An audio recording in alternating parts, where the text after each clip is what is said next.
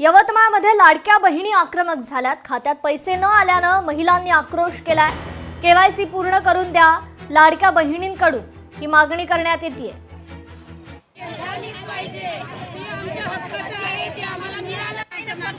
सर्वांनी एकच सांगू राहिले। 2 महिने झाले, नोव्हेंबर आणि डिसेंबरचा महिना मला आलाच नाही। मी रोजमजुरी करनेवाली महिला आहे। माझ्याकडे माझ्या अकाउंटही खाली आहे। माझ्याकडे काहीच नाही, शेती नाही। माणूस 200 रुपये 300 रुपये कमावते आणि मी पण शेतीत जाते।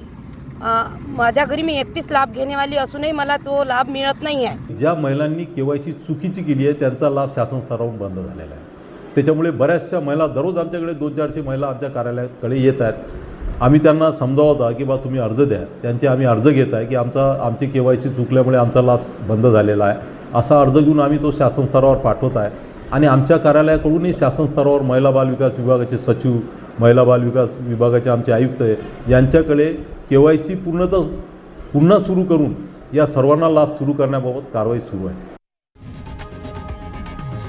लोकशाही मराठी ऐका, पहा, जागरूक रहा।